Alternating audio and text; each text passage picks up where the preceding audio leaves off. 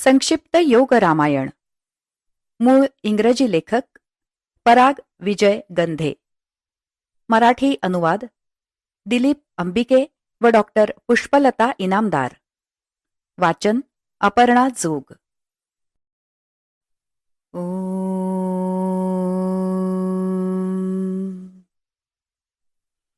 श्रीराम श्रीराम श्रीराम. भाग 47 आणि शेवटचा. या आधीच्या 46व्या भागात आपण श्रीराम आणि सीता अर्थात चैतन्य आणि शक्ती याविषयी जाणून घ्यायला सुरुवात केली. शक्ती आणि चैतन्य यांचे संदर्भ योगाच्या दृष्टिकोनातून बघून आपण आपल्या ज्ञानात भर घालत आहोत. आता पुन्हा एकदा सीता आणि श्रीरामाचा वियोग याकडे वळूया. आपल्याला माहिती आहे की शक्ती चैतन्याच्या इच्छेनुसार नाना रूप आणि नावं घेण्यासाठी चैतन्यापासून अलग झाली. श्रीराम चैतन्य आहे, सीता शक्ती आहे. सीतेचं गरोदरपण आणि तिचं श्रीरामापासून अलग होणं याचा जवळचा संबंध आहे.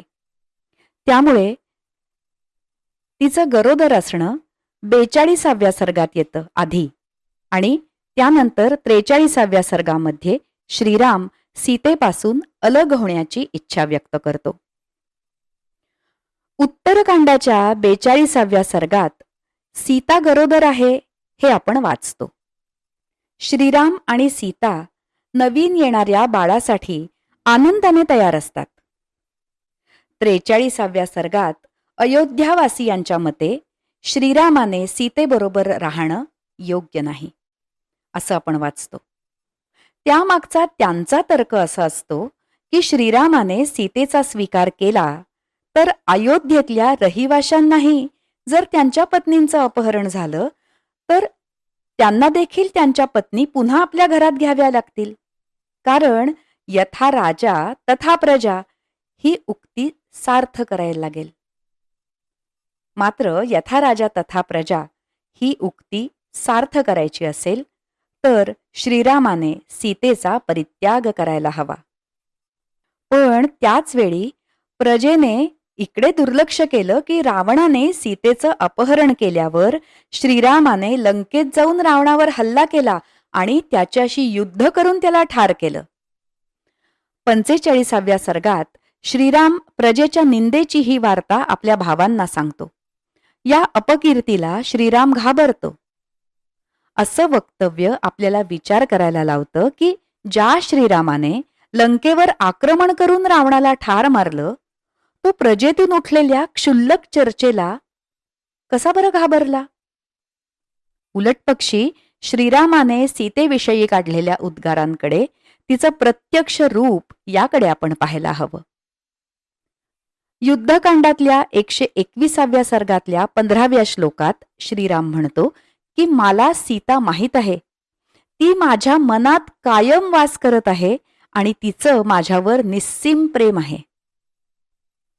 यानंतरच्या 16व्या श्लोकात श्रीराम सांगतो की रावण तिला काही करू शकत नाही कारण ती स्वसंरक्षण करायला समर्थ आहे. त्यानंतरच्या 18व्या श्लोकात श्रीराम असं म्हणतो की सीता म्हणजे अग्नीची धगधगणारी ज्वाला आहे. या ज्वालेमध्ये हात घालायला रावणाला संधीच मिळणार नाही. अयोध्यावासियांच्या बेताल चर्चेला श्रीरामाने दिलेला न पटणारा प्रतिसाद आणि तेही सीतेबद्दल त्याला इतकी खात्री असताना या दोन गोष्टी काही जुळत नाहीत. मात्र श्रोत्यांनी त्यातला गर्भितार्थ लक्षात घ्यायला हवा. 45व्या सर्गात श्रीराम लक्ष्मणाला आज्ञा देतो की सीतेला गंगेपलीकडच्या जंगलात सोडून ये. वाल्मिकी मुनींच्या आश्रमाच्या आसपास तू तिला सोडावंस अशी माझी इच्छा आहे. या सूचनेचं पालन व्हायलाच हवं. उत्तरकांडामध्ये वाल्मिकी मुनींना पुन्हा आणून त्यांचा परिचय करून देणं ही उत्तरकांडातली महत्वाची घटना आहे. श्रीरामाच्या 2 मुलांचे ते गुरु आहेत. हे त्यांचं उत्तरकांडातलं कार्य आहे. हा उल्लेख वाल्मिकी रामायणात पण आहे, पण वाल्मिकी मुनींनी त्यात फारच थोडे श्लोक घातले आहेत. हे काम उत्तरकांड करतं आणि त्याचं सविस्तर वर्णन आपल्या हातात येतं. उत्तरकांडातल्या 50व्या सर्गात सुमंत सारथी दुःखी लक्ष्मणाला सांगतो की श्रीराम आणि सीता यांचा वियोग अटळ होता. 51व्या सर्गामध्ये भृगु ऋषींनी भगवान विष्णूंना दिलेल्या शापाची सुंदर कथा आहे. या कथेचा इथे संदर्भ आहे. त्यामुळे सीता आणि श्रीराम यांचा वियोग नक्कीच होणार होता. त्या कथेत भृगु ऋषींच्या पत्नीच्या पाठीमागे राक्षस लपून बसले. त्या राक्षसांना ठार करताना भगवान विष्णूंनी आपल्या सुदर्शन चक्राने ते राक्षस आणि भृगु ऋषींच्या पत्नीचंही मस्तक उडवलं. तेव्हा भृगु ऋषींनी भगवान विष्णूंना शाप दिला की तुला मृत्यूलोकात जन्म घेऊन पत्नीच्या वियोगाचं दुःख भोगावं लागेल. जगाच्या कल्याणासाठी भगवान विष्णूंनी त्या शापाचं ग्रहण केलं आणि हा शापच श्रीराम आणि सीता विभक्त होण्याच्या घटनेचं कारण आहे. हा शाप पण एका पडद्याप्रमाणेच आहे. वस्तुस्थिती अशी आहे की शक्ती चैतन्याच्याच इच्छेप्रमाणे विभक्त झालीय. 53व्या सर्गामध्ये रघुवंशात वसुदेवाचा पुत्र म्हणून श्रीकृष्णाचा जन्म होणार आहे. वाल्मिकी रामायणात श्रीकृष्णाचा कुठेही उल्लेख नाही. श्रीकृष्णाचा हा उत्तरकांडामध्ये केलेला उल्लेख म्हणजे वाल्मिकी रामायणानंतर उत्तरकांड लिहिलं आहे हे सिद्ध करायला पुरेसा आहे. 66व्या सर्गामध्ये सीतेने लव आणि कुश या 2 मुलांना जन्माला घातलं आहे. त्यात असंही सांगितलं आहे की त्यांच्या जन्माच्या वेळी शत्रुघ्न त्या आश्रमात हजर होता, म्हणजेच श्रीरामाचा प्रतिनिधी त्यावेळी तिथे उपस्थित होता. पर्यायाने श्रीरामच त्यावेळी तिथे उपस्थित असल्यासारखं आहे. उत्तरकांडाच्या 90व्या सर्गात श्रीरामाने अश्वमेध यज्ञाची महती ऐकल्यामुळे त्याने अश्वमेध यज्ञ करण्याचं ठरवलं. श्रीरामाने वाल्मिकी मुनींना अश्वमेध यज्ञासाठी बोलावलं. लव आणि कुश या श्रीरामाच्या 2 पुत्रांना घेऊन वाल्मिकी मुनी अश्वमेध यज्ञासाठी अयोध्येला येतात. सीता वाल्मिकी मुनींच्या आश्रमातच राहते. यज्ञ मंडपात लव आणि कुश सर्वांना वाल्मिकी रामायण गाऊन दाखवतात. श्रीराम ते लक्षपूर्वक ऐकतो. वाल्मिकी रामायणाचं कथानक ऐकताना श्रीरामाला हे समजून चुकतं की लव आणि कुश हे त्याचेच पुत्र आहेत. परंतु कथानक त्याचं कारण सांगत नाही. आपण कल्पना करू शकतो की कथेतले सूक्ष्म तपशील फक्त थोड्याच लोकांना माहीत आहेत. तिथे वाल्मिकी ऋषी उपस्थित आहेत. त्यामुळे श्रीराम अंदाज बांधू शकतो की लव आणि कुश ही त्याची आणि सीतेचीच मुलं आहेत. त्यानंतर येणाऱ्या प्रकरणात श्रीराम वाल्मिकी ऋषींना सीतेला त्याच्याकडे घेऊन यायला सांगतो. सीता अयोध्येला येते. श्रीरामाने तिला यायला सांगितलं म्हणून ती आली, पण तिने श्रीरामाची जोडीदार बनून अयोध्येची राणी व्हायचं नाकारलं. 97व्या सर्गात सीतेने धरणीला प्रार्थना केली की धरणीने तिला पोटात घ्यावे आणि वसुंधरेने तसंच केलं. एक मोठा भूकंप झाला आणि दिव्य रत्नांनी विभूषित अनेक महापराक्रमी नागांनी आपल्या मस्तकावर धारण केलेलं दिव्य सिंहासन जमिनीतून वर आलं. सीता त्यावर आरूढ होते आणि ते सिंहासन जमिनीत गुप्त होतं. मंडपातले सर्वजण या चमत्काराकडे पाहत राहतात. खरं तर जेव्हा सर्व कुटुंबाचं मिलन होण्याची शक्यता होती तेव्हा सीतेने श्रीरामाची सहचारिणी होण्याचं का नाकारलं? हे एक गूढ रहस्य आहे. ते आपल्याला शक्ती, चैतन्य या चौकटीतूनच पाहावं लागेल. आपण यापूर्वी पाहिलं की सीता हे शक्तीचं प्रतीक आहे. ती अजन्मा, नित्य, शाश्वत आणि अविनाशी आहे. सीता श्रीरामापासून अलग झाली याचं कारण की श्रीरामाची तशी इच्छा होती. त्याच्या इच्छेनुसार सीतेने मुलांना जन्म दिला. लव आणि कुश मोठे झाले. सीतेने त्या मुलांना श्रीरामाच्या ताब्यात दिलं. शक्ती नष्ट होणं शक्य नाही म्हणून धरणी मातेला सीतेने स्वतःच्या कुशीत यायला सांगितलं. आता योगाच्या भाषेनुसार शक्ती आणि चैतन्य ही जोडी सहस्रार चक्रात म्हणजे अयोध्येमध्ये एकत्र येते. याचा अर्थ असा की ही समाधी अवस्था आहे. असं झालं तर उर्वरित कथा त्यापुढे चालू ठेवू शकत नाही. ते टाळण्यासाठी ती श्रीरामापासून दूर राहते. जेव्हा धरणी दुभंगते तेव्हा भूमीतून अनेक नागांच्या आधारावर एक सिंहासन वर येतं. या नागांचा संदर्भ शक्तीशी आहे. 98व्या सर्गामध्ये श्रीराम धरणी मातेकडून सीतेला परत मागतो, नाहीतर तो धरणीचा सर्वनाश करेल असं म्हणतो. मग ब्रह्मदेव मध्ये पडतात. ते श्रीरामाला त्याच्या प्रत्यक्ष विष्णू रूपाचं स्मरण करून देतात आणि त्याला उरलेली कथा ऐकायला सांगतात. त्यानंतर 103 आणि 104 या 2 सर्गांमध्ये ब्रह्मदेवाचा संदेश श्रीरामाला आठवण करून देतो की त्याचा आता पृथ्वीवरचा कालावधी संपला आहे. आता त्याने त्याचं श्री विष्णूचं मूळ स्वरूप परत घ्यावं.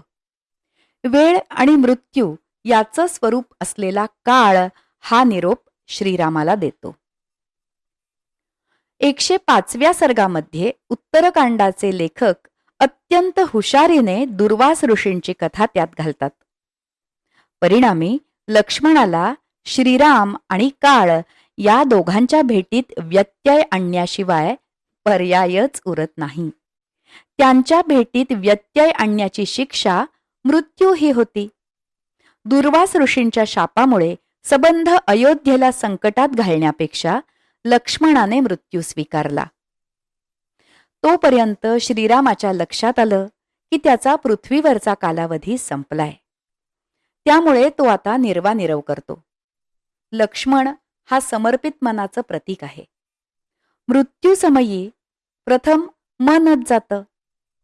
जेव्हा चैतन्य देह सोडण्याच्या तयारीत असतं तेव्हा मन आधी चैतन्यात विलीन होतं.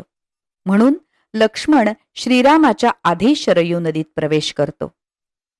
106व्या सर्गात लक्ष्मण शरयू नदीपात्रात जातो आणि तेथून अदृश्य होऊन स्वर्गात जातो. 107व्या सर्गामध्ये श्रीराम मृत्यूलोक सोडायचं नियोजन करतो. भरत आणि शत्रुघ्न श्रीरामाबरोबरच मृत्यू स्वीकारायचं ठरवतात. त्यांच्याबरोबर हजारो वानर आणि अयोध्यावासी मृत्यूलोक सोडण्याचं ठरवतात. सुग्रीव सुद्धा तशीच विनंती श्रीरामाला करतो आणि श्रीराम त्याला अनुमती देतो. श्रीराम विभीषणाला विनंती करतो की या जगात जोपर्यंत मानवाचं अस्तित्व आहे तोपर्यंत तू जिवंत राहा. या जगाच्या अंतापर्यंत विभीषणाने लंकेवर राज्य करायचं. याचा अर्थ जगाच्या प्रलयापर्यंत सत्वगुण जिवंत असणार आहे. श्रीराम हनुमानाला सांगतो की पूर्वीच ठरल्याप्रमाणे हनुमान चिरंजीव असेल. स्पष्टच आहे की हनुमान प्राण आहे, त्यामुळे तो मरू शकतच नाही. हनुमान त्याला होकार देतो. तो सांगतो की जोपर्यंत या जगात रामकथा जिवंत आहे तोपर्यंत हनुमान जिवंत राहील. श्रीरामाने जांबुवंत, हनुमान आणि विभीषण यांना कलियुगाच्या अंतापर्यंत जिवंत राहायला सांगितलेलं आहे. याचा अर्थ श्रीरामाने त्यांना या जगाचे चातुर्युगी म्हणजे कृतयुग, त्रेतायुग, द्वापारयुग आणि कलियुग असं आवर्तन पूर्ण होईपर्यंत जिवंत राहायला सांगितलेलं आहे. 109व्या सर्गात अयोध्येतली सर्व जीवसृष्टी श्रीरामाबरोबर शरयू नदीच्या तीरावर जाते. 110व्या सर्गात श्रीराम आणि सर्वजण नदीपात्रात शिरतात. त्या क्षणी श्रीराम भगवान विष्णूचं रूप धारण करतो. तस्मिन् तत्सूर्यशतैः कीर्णे गन्धर्वाप्सरसङ्कुले सरयूसलिलं रामः पदभ्याम समुपचाक्रमे. अर्थात शेकडो दुंदुभींच्या गजरात गंधर्व आणि अप्सरा तिथे जमा झाले आणि श्रीरामाने शरयू नदीत प्रवेश केला. श्रीरामाचं महानिर्वाण ही रामायणातली महत्वाची घटना आहे. याचा अर्थ अशीच घटना आपल्या शरीरात पण असायला हवी. शरयू नदीचा संदर्भ हा पण अतिशय महत्वाचा आहे. आता या घटना आपण योगाच्या संदर्भाने पाहू. भूगोलशास्त्राप्रमाणे शरयू नदीचा उगम मानस सरोवरात आहे. पौराणिक संदर्भानुसार मानस सरोवर ब्रह्मलोकात आहे. ते ब्रह्मदेवाचं निवासस्थान आहे. तसंच ब्रह्मदेवाचं एक स्थान आपल्या शरीरात पण आहे. आपल्या मस्तकाच्या मुकुटात एक रंध्र आहे. त्याला ब्रह्मरंध्र असं म्हणतात. योगशास्त्राप्रमाणे जेव्हा एखाद्या व्यक्तीचं चैतन्य या ब्रह्मरंध्रातून निघून जातं तेव्हा ती व्यक्ती पुन्हा जन्म घेत नाही. शारीरिक चैतन्य थेट वैश्विक चैतन्यामध्ये विलीन झाल्यामुळे त्या व्यक्तीला पुनर्जन्म नाही. असा हा मृत्यूचा सर्वोत्तम प्रकार मानला जातो. ही घटना आपल्या चैतन्य, शक्ती, मन, शरीर यातली शेवटची घटना आहे. शक्ती अर्थात सीता आधीच सोडून गेलेली आहे. मग देहातलं समर्पित मन म्हणजे लक्ष्मण गेला. तरीही या देहात ते चैतन्य अजून पूर्ण क्षमतेने कार्यरत आहे. याआधी एकदा युद्धामध्ये लक्ष्मण बेशुद्ध झाला होता, परंतु त्यावेळी सीता जिवंत होती, म्हणून त्यावेळी श्रीरामाने देहत्याग केला नाही. जेव्हा श्रीरामाने शरयू नदीत प्रवेश केला तेव्हा भरत त्याच्या पाठीमागून आला. जो भार वाहतो तो भरत. याचा अर्थ भरत म्हणजे आपल्या शरीराचं प्रतीक आहे. शरीर चैतन्याशिवाय चालू शकत नाही. ते चैतन्याबरोबरच जातं. सुग्रीव म्हणजे मऊ हृदय, ते सुद्धा जाणारच आहे. अशा अनेक व्यक्तिरेखा श्रीरामापाठोपाठ शरयू नदीत प्रवेश करतात. हनुमान म्हणजे प्राण, तर विभीषण म्हणजे सत्वगुण. जांबुवंत म्हणजे प्राणाचा एक प्रकार. जगाच्या प्रलयापर्यंत यांना जिवंत राहायला सांगितलेलं आहे. जेव्हा शोकसागरात बुडवणाऱ्या या शोकांतिक महाकाव्याकडे आपण चैतन्य, शक्ती, मन, शरीर या रचनेतून पाहतो तेव्हा ती शोकांतिका नाही असं दिसून येतं. जेव्हा आपण काळजीपूर्वक वाचतो तेव्हा ही कथा आपल्याला पृथ्वीवर जगलेल्या सर्वोत्तम जीवनांपैकी एकाबद्दल सांगते आणि कथेमध्ये वर्णन केलेला मृत्यू हा मानवांसाठी उपलब्ध असलेल्या मृत्यूचा सर्वोत्तम प्रकार आहे याची जाणीव करून देते. याबरोबरच 47वा आणि शेवटचा भाग आम्ही समाप्त करत आहोत. भाग 47वा आणि संक्षिप्त योग रामायण हे पुस्तक आता समाप्त होत आहे.